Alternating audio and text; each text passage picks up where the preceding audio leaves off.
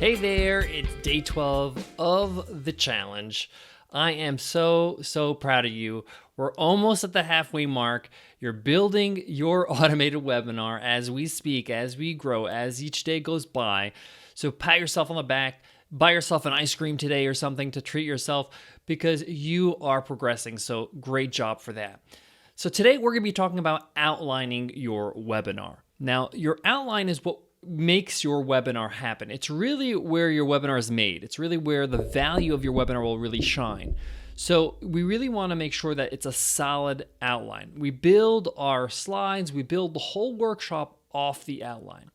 Now, luckily, I'm going to give you some simple steps to easily outline your webinar. And don't forget, we have the SOP for this video for this day, so you could follow those steps in that document. Okay, so let's talk about the structure of this outline. The first thing you're going to have on your page is you're going to write the title, remember the topic of your webinar that we've already nailed, okay? So make sure that's front and center. Why? Because it's your promise. This is what you promise your audience you're going to deliver, and you want to make sure that the outline fulfills that promise, that the things that you cover actually gets them to get to that point, gives them that result. We're in the results business here. We're not in give them a bunch of information, a bunch of tips that don't get them a result. We need to give them a result because that's how we build trust. That's how we actually give them a win so they can be like, wow, this person delivered. I trust this person. Let's give their product or service a try. So we're going to put the title on top. That's the promise. This is our North Star. The next thing we're going to do is we're going to talk about breaking down how this webinar is going to unfold, how the workshop is going to unfold. So the first thing you're going to want to spend some time on is your introductory. We talked about the powerful opening where you introduce yourself, but you're also going to be talking about your backstory. I'm going to break down how long you should spend on each part of the webinar after I cover them all. But this is your first point, and you're not going to spend so much time on this. I'm going to give you a little preview. It's going to be just 5 minutes of the meet and greet, of the welcome, and then you're going to talk about who you are. I prefer to make this just one slide. We'll talk about slides later, but I'm just trying to frame, how much content you're going to actually talk about yourself, okay? Why? Too many people make the mistake where they beat on their chest. They spend too much time trying to tell people, hey, I'm special, listen to me.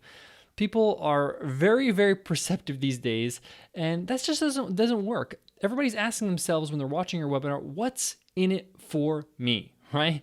What does this have to do with me? What does this have to do with the promise that you gave me at the title of the webinar?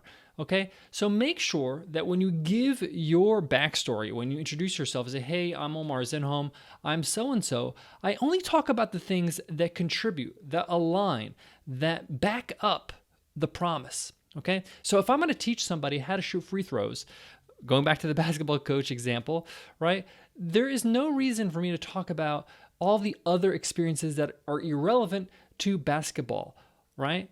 We don't want to have to talk about your PhDs or, things that are irrelevant, whether it's you volunteered here, these are my pictures on vacation. A lot of people really indulge themselves here, and this is not the time to do that. Why? It's the top of the webinar. You have full attention. This is probably where the webinar is going to be most crowded.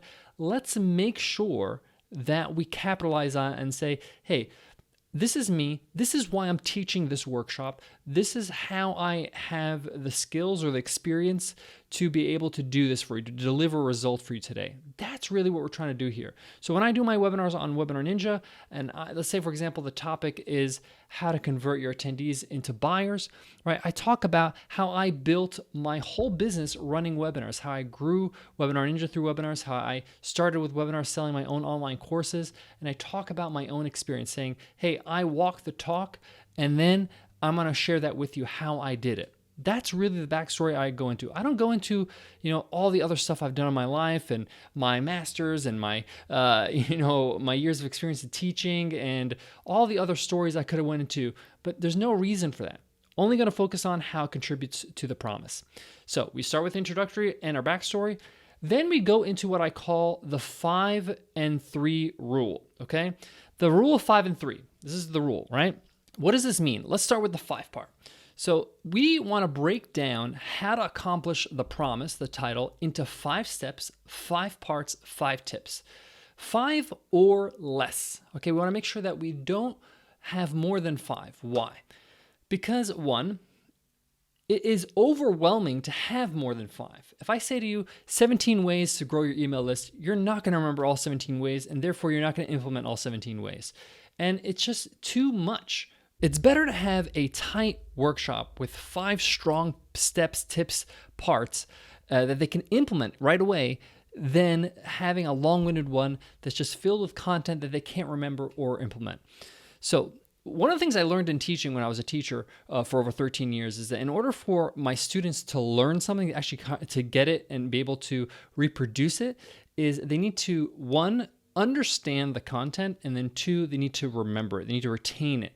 So any more than 5, it's hard to retain, especially if the steps, because then you have an order. Okay, so we talked about the rule of 5 and 3. So the 5 part is we're going to give them 5 parts, 5 tips, 5 steps to accomplish the goal, the promise. Okay, so in the basketball example, if I'm teaching how to shoot free throws, my 5 steps or parts might be like, step 1 is you're going to visualize the ball going into the basket. You're just standing at the line, you're visualizing the ball goes to the basket, right? Step 2 is going to be squaring up, making sure your legs are squared with your shoulders and you have the right stance. Step 3, get a rhythm, a few dribbles. So these are my steps to get to that. These are my drills I'm going to get to increasing their free throw shooting, these little hacks, okay? Now, where does the 3 come? We saw the rule of 5 and 3. Well, we have 5 parts, but inside each part, we're going to give 3 tips, okay? How to accomplish that, okay? It's not enough just to say, hey, visualize the ball going to the basket. I got to say, step 1 is visualize. What do you do to visualize properly? What are some things you do? What about your breathing? And I go into detail so they can understand fully what I mean by visualize, right?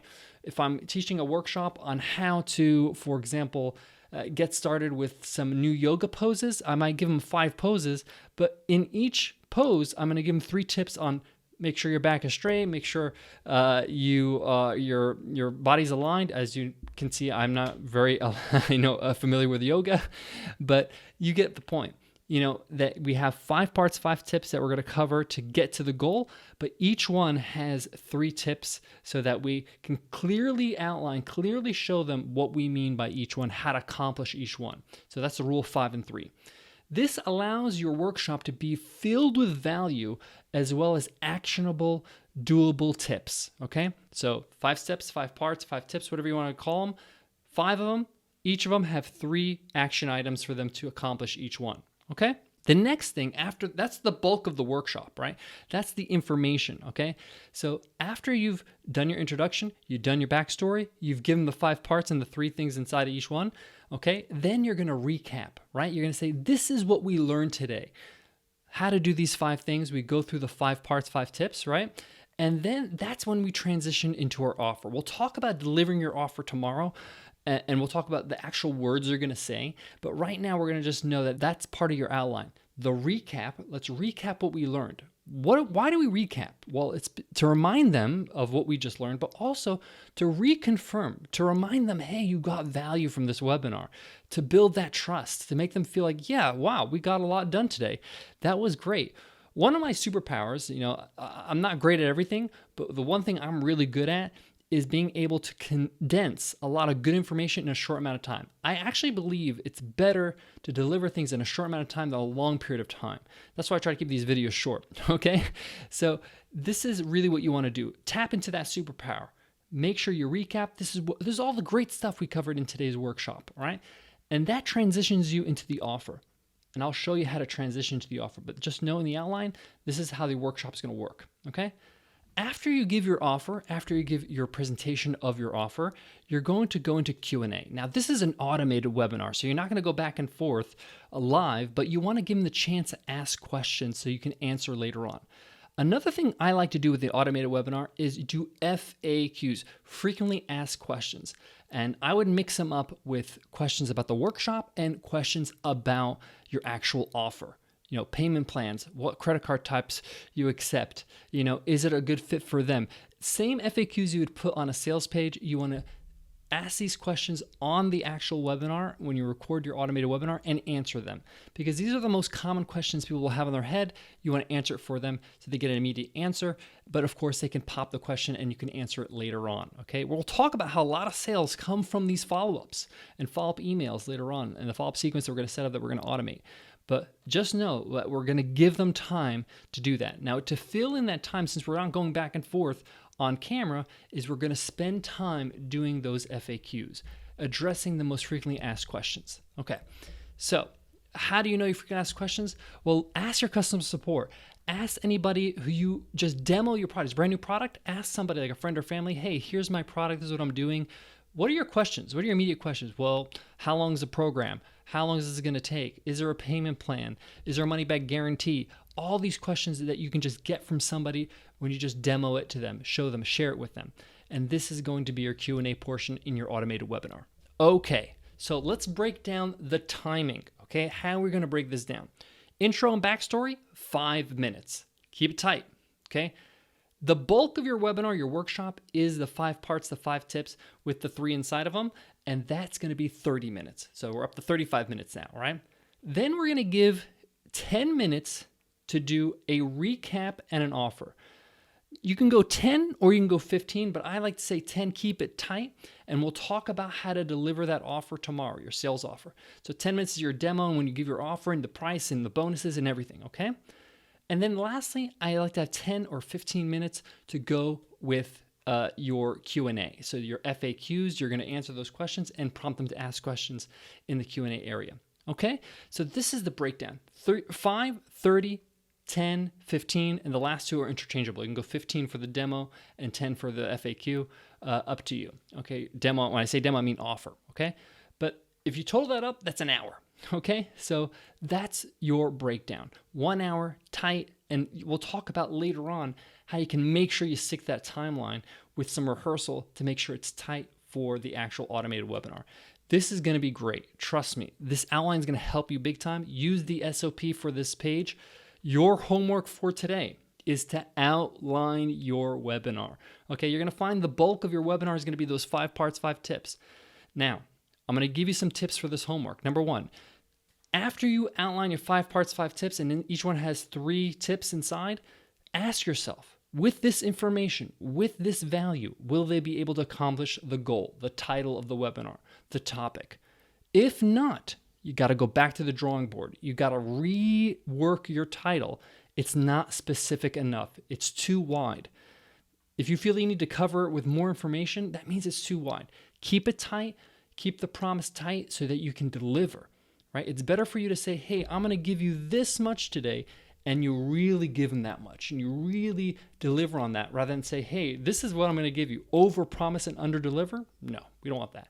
Okay? So if you can't get it done in those 5 parts, 5 tips, then make sure you go back to that title, get more specific. Okay? If you can, you know you're good to go. So your homework, again, today, outline your webinar. Okay? Outline that workshop, get those 5 tips down, get the 3 inside down, make sure you know that this is the order in your timing, outline that, and use the template of the SOP that's on today's page. Thank you so much. Can't wait for tomorrow. Stay excited. Eye on the prize. Remember, keep your eye on the goal. We're going to get more leads. We're going to get more sales for our business. We're going to have the kind of business that we want. We're going to be able to grow and reinvest and hire new people. This is going to be great, but we got to go through, power through, and run through that finish line. We're almost there. Tomorrow's day 13. Let's do this. I'll see you then. Take care.